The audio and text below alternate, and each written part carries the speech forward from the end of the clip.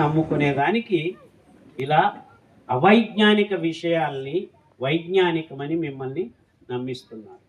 అంటే వాళ్ళ ఆ క్రూకెడ్నెస్ ఎంతవరకు ఉంది అంటే, మీరు బాహుబలి సినిమా చూస్తున్నారు, కానీ మీ తలలోకి వాళ్ళు ఏం చెప్తున్నారంటే మాంసం తినండి, గుడ్లు తినండి, ఇలా తయారవుతారు. సల్మాన్ ఖాన్ వస్తాడు, బట్టలు జుట్టు బట్టలు, ఎప్పుడు వాడి సినిమాలంతా బట్టలు తీసి చూపించడమే. దిస్ ట్రెండ్స్ ఆర్ క్రియేటెడ్ అంటే ప్రజలకి ఈ విషయాలు, వెనక జరుగుతున్న విషయాలు తెలియవు. అందరూ జిమ్కి పోవడం మొదలుపెట్టారు. ఇప్పుడు ప్రతి చిన్న ఊర్లో ఒక 50,000 మంది ఉన్నారంటే 4-5 జిమ్ములు ఉంటాయి. వాళ్ళు ఒక ప్రోటీన్ షేక్ అని అమ్ముతారు, 1000 రూపాయలు, 500 రూపాయలు. నువ్వు జిమ్లో చేరాలి, 500 రూపాయలు కట్టాలి, ఆ షేకులు తాగాలి. చూడండి, అందులో స్టెరాయిడ్స్ ఉండటం వల్ల మీరు 2-3 నెలల్లోనే మీ కండరాలు ఊబినట్టు కనిపించడం మొదలు పెడతాయి.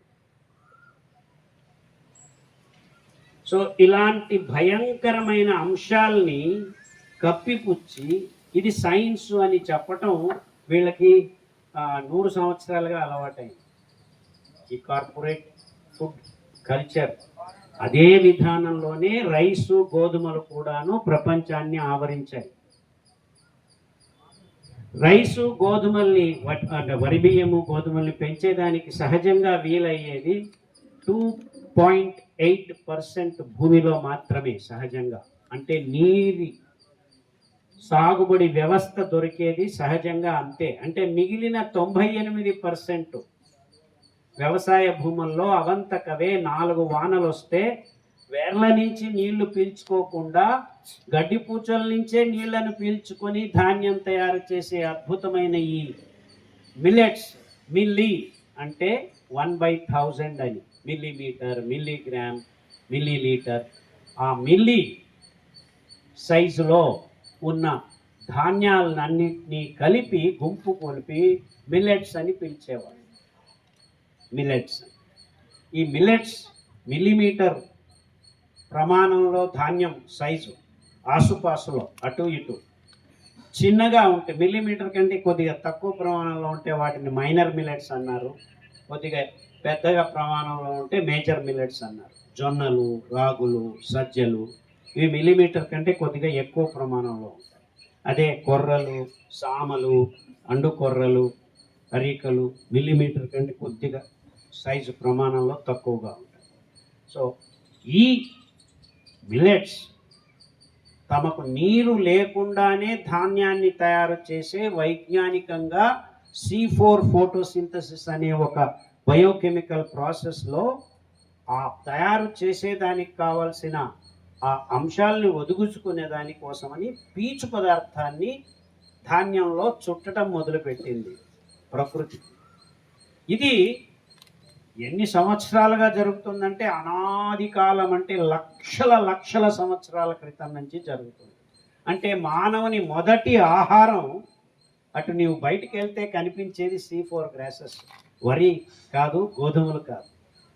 అంటే మానవ జాతి మొదటి ఆహారం ఈ మిల్లెట్ గ్రాసెస్ అండ్ మిల్లెట్ ధాన్యాలే, ఇంకేదీ కాదు. వైజ్ఞానికంగా మీరు పరిశోధనలు చేసి అర్థం చేసుకోవాల్సింది, మిల్లెట్ మానవుని మొదటి ఆహారం. తర్వాత వచ్చాయి కందమూలాలు, తర్వాత వచ్చాయి ఆకులు, అలములు, తర్వాత వచ్చాయి వేరే వేరే విషయాలు.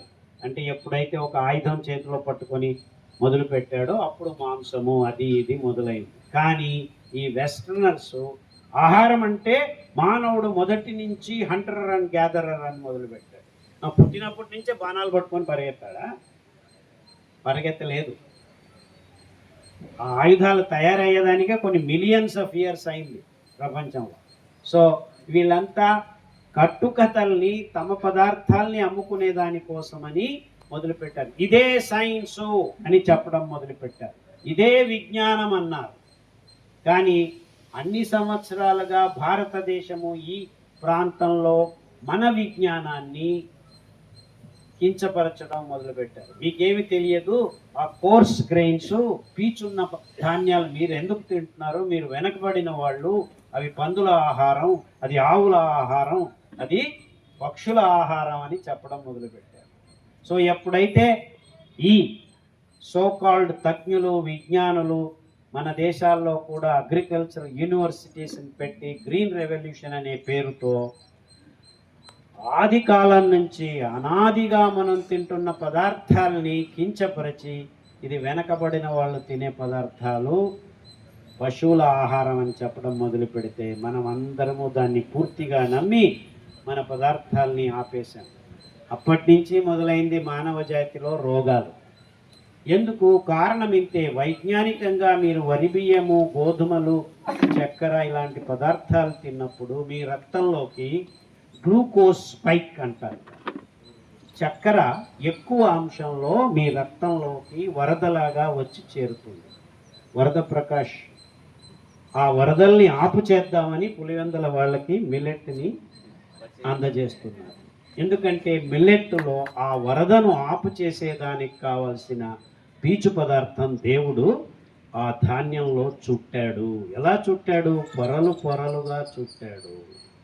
ఆ పొరలు పొరలుగా తింటున్న మీ ఈ ధాన్యం మీ రక్తంలోకి గ్లూకోజ్ను దిఢీరంతా వరదలాగా రాకుండా మీ చేతిలో కుళాయిలో మీరు ఎప్పుడు ఎంత కావాలో అంత తిప్పుకునేంత నియంత్రణను మీ చేతిలో పెడతాడు. ఎవరు పెట్టారు? ఆ C4 గ్రాసెస్ తాము నీళ్లు లేకుండానే ధాన్యాన్ని తయారు చేయవలసిన పరిస్థితిలో ఈ అద్భుతమైన ప్రక్రియను, రచనను దేవుడు సృష్టిస్తాడు.